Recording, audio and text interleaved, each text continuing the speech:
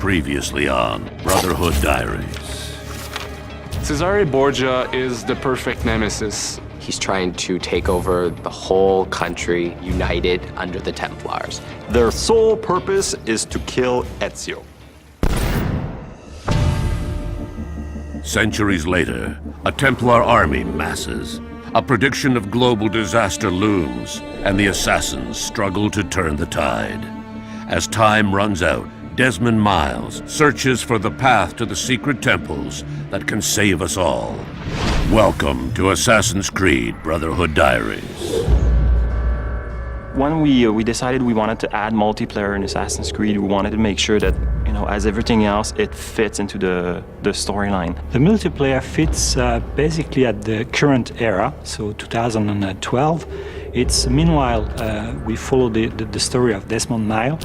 Abstergo is building an army to fight against the assassins. Abstergo intends to create perfect assassins. So they took all the previous test subjects that had been in the Animus, they uploaded the skills from them, and now they're downloading those skills into the Templars. And you get to play as one of them, preparing to fight against the assassins. Of course, Assassin's Creed is first and foremost Desmond Miles' story. He's basically one of the last true assassin on a genetic level that exists in the world, and he gets sucked into this millennia-long conspiracy.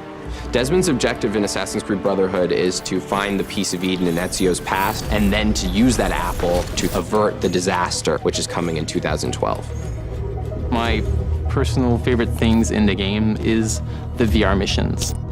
We have the Animus, and it's such a cool machine that we decided, why don't we have Rebecca code training programs for Desmond in the Animus? With that, we can teach the player really advanced moves and then use that in the game. One thing that was super important for us when we decided to build a multiplayer portion to our game was to take the core gameplay pillars of our game. The pillars we have translated from the single player are basically the art of the assassinations. The second pillar is the social stealth aspect. It's basically to blend with the environment. And the third pillar is all that free movement aspect of the franchise that are also translated into the multiplayer.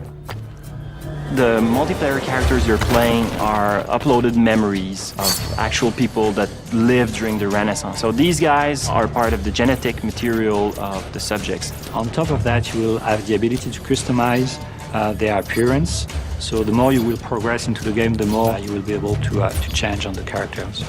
Another really cool aspect is now that it's a person that you're chasing, it's a lot more unpredictable, and they're a lot smarter than any AI that you can ever make. Once you kill the best, it's the most exciting thing. Brotherhood will feature quite a large number of game modes. The first one is what we call the Wanted, where each player has to assassinate another player. And then you have a game mode called Alliance. In this game mode, you have teams of 2 players, and each couple of players has to kill another couple of players.